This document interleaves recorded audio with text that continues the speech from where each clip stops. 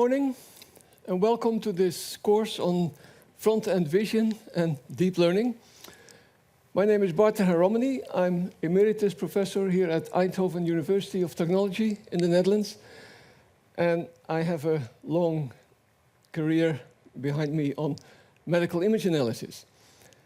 I go talk in this course about can we understand what deep learning is actually doing under the hood? And can we relate this to modern findings in biology? What is our visual system doing? We know that the cascade of steps in vision is very similar to the cascade of deep learning neural networks, in particular convolutional neural networks. And in this course, you see to the upper right, we very much focus on the relation between biological vision and computer vision. We have two guest lecturers in this course, Mitko Veta and Erik Bekkers, and they will talk about applications. Mitko will talk about pathology, and Erik Bekkers will talk about orientation invariant convolution filters.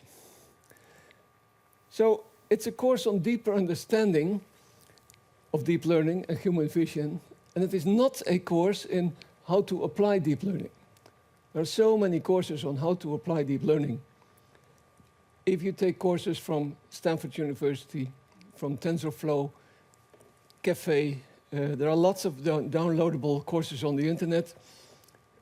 If you look for good books, they often come with nice courses. You can download the code on GitHub.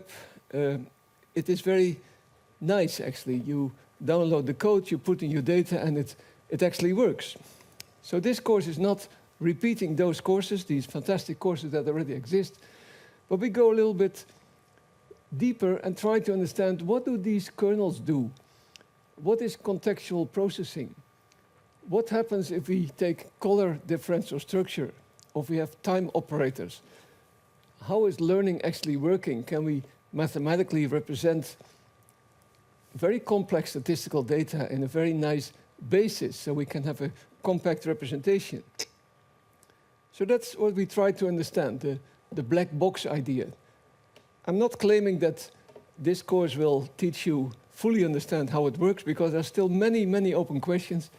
But it teaches you a style of approach that you say, well, let's not take a heuristic approach, but a detailed approach that we step by step understand more. And today we are in the first levels. We pretty understand what they do, but the deeper levels, it's still very much open. And you have a career to come, and maybe you make some breakthroughs in this area. We go take some mathematical approaches. We use axiomatics, that means reasoning from first principles. And we deeply dive into some recent papers, Nature papers, what has been measured in the brain. There are beautiful optical techniques, nice MRI techniques. There are optogenetics techniques, adaptive optics. We all go discuss these techniques, and you will see that the revolution that we see in computer vision, there's the same revolution in brain research, and we're going to match these two. One can learn from the other, one can teach models from the other, and it really goes backwards. We look at self-organization, and in principle, the approach that we take is very much based on a school that was started a long time ago with Jan Koendering, and which I worked for many years. It's called differential geometry, with people like Luc Verrak, Erik Bekkers, Remco Duits. We did a lot on finding the mathematical geometrical structure of images and the stages in the brain. And everything we discuss, I give you the code, and I use Mathematica. It's a very sophisticated, high-level playground for mathematics. It is really a design language, and I hope you will see the beauty of working with this program in very concise and very related to how we people perceive programs. So it's more related to English than to programming in loops and fine detail. It is really a program on the high level. So we have 4 weeks, every Wednesday and every Thursday. In the morning we have 3 hours of classes, and afternoon we exercise with everything that we have seen in the morning. And the first week will be basics, introduction to deep learning, We give an overview of what is known from the visual system, the latest state of the art, what can be measured. We look at brain connectivity. We look at what is the different layers, what happens in V1, what happens in the thalamus. And we give an introduction to this programming language so you can be more fluent in experimenting. And the second week, we start doing some mathematics of self-organization. Why do these trained networks organize themselves?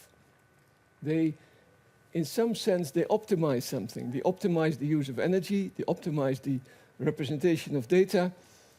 And we're going to see that actually the visual system, it takes derivatives to quite high order.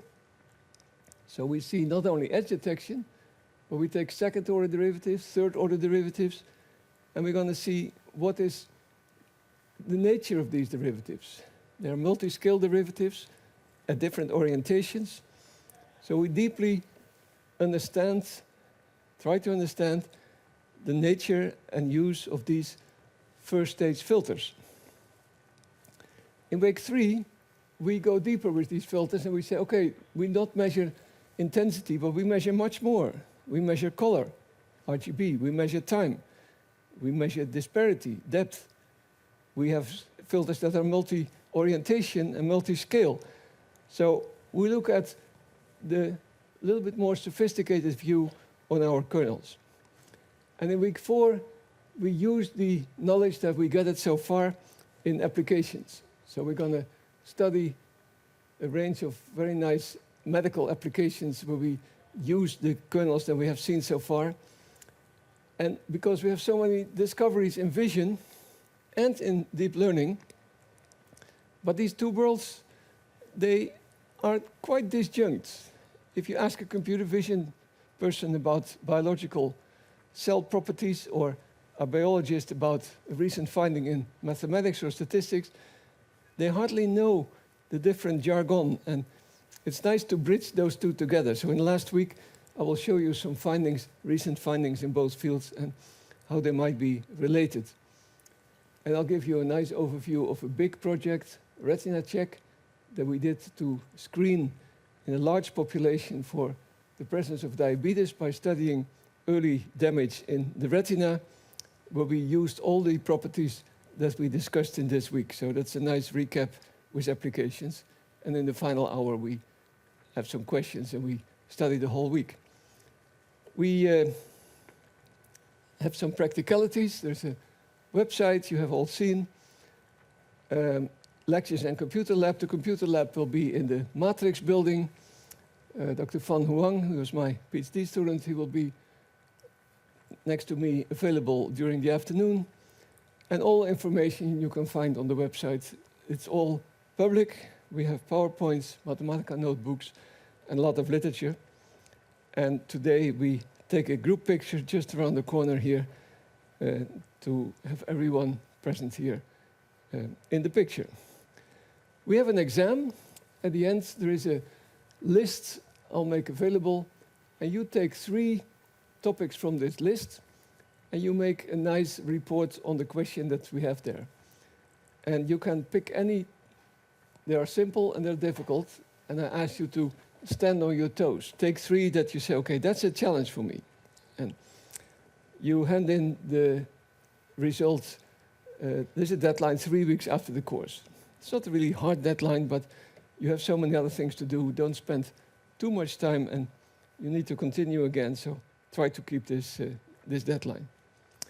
And with this said, I start the course and finish this introduction. Thank you very much.